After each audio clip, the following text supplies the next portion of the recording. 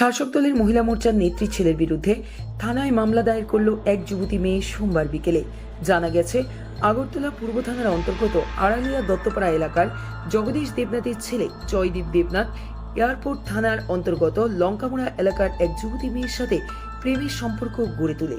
ধীরে ধীরে সেই সম্পর্ক আরো ঘনিষ্ঠ হয়ে ওঠে।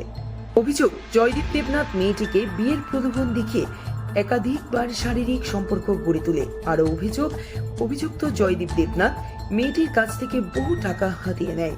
পরে ওই মেয়েটি যখন জয়দীপ দেবনাথকে বিয়ে করার কথা বলে তখন সে অস্বীকার করে। এদিকে অভিযুক্ত জয়দীপ দেবনাথের বাবা জগদীশ দেবনাথ বিএমএস রাজ্য নেতা এবং তার মা উষা দেবনাথ শাসক দলের মহিলা মোর্চার একজন সক্রিয় নেত্রী। মেয়েটি গত কিছুদিন আগে স্থির মর্যাদার চেয়ে জয়দীপ দেবনাথের বাড়িতে যায়। সেখানে তার সাথে খারাপ আচরণ করে জয়দীপ দেবনাথ সহ তার বাবা মা, এমনকি তাকে বিয়ে করতেও অস্বীকার করে।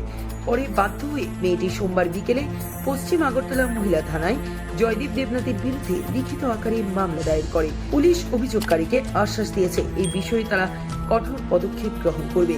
তবে শাসক দলের মহিলা মোর্চার নেত্রী এবং বিএমএস এর রাজ্য নেতার ছেলের মেয়ে সংক্রান্ত এই ধরনের কার্যকলাপে নিন্দার ঝড় বইছে এবং তীব্র সমালোচনা হচ্ছে গোটা এলাকা জুড়ে। মহিলা মোর্চার নেতা বিজেপির আমরা তারা গেছিলাম, কিন্তু আমরা অপমান করে দিচ্ছে ক্লাবের। তারা খুব খারাপ করে অপমান করছে। সে এখন আমার বিয়ে করতো না। কত হইলো যতদিন ইউজ করছে আমার ইউজ করে রাখছে। এখন এর কোনো ইচ্ছা নাই আমার বিয়ে দিয়ে না করার। এর নাম হচ্ছে জয়দীপ দেবনাথ, বাড়ি হচ্ছে গায়ে আড়াইলা দত্তপাড়া। 29-এর মধ্যে গাড়ি চালায়। এর বাবার নাম হচ্ছে জগদীশ দেবনাথ, মার নাম হচ্ছে গিয়েছিলা উষারানী দেবনাথ। পুলিশ কইছে আমি কেস করছি তারা সবাই নামে। এখন কইছে পুলিশে আমারে ব্যবস্থা দিব, মানে নেই বিচার আমি চাই আর কি। তারা কইছে হ্যাঁ তোমার নেই বিচার দিব আমরা। আমার বাড়ি এয়ারপোর্ট।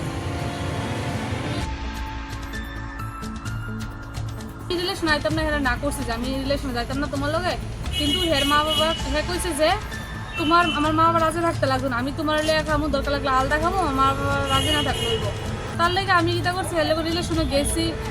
আর মনে করেন আমরার মধ্যে ফিজিক্যাল রিলেশন হয়েছে, বিয়ার কথা দিচ্ছে। এমনকি অন্য কেউ বিয়ে করতে দিছে না, এমনকি অন্য কেউ আলাপ হয়েছে আমার লেগে বিয়ে করতে দিছে না। কইছে আমি তোমার বিয়ে করবো। মেয়ে আমার বাড়ির কারো দায় থাকতো, রাস্তা দায় থাকতো, কানতো। তারপরে দিয়েছিল আমার থেকে টাকা পয়সা নিয়েছে কিছু দিয়েছে। এখন কি হয়েছে, আমি থানার মধ্যে আইছি কারণ কেলিকে হ্যাঁ আশীর্বাদ আজকে গেছে, বিয়ে ডেটও ফিক্সড হয়ে গেছে। এখন আমার বিয়ে করতে নাই, অন্য কারোর বিয়ে করবো।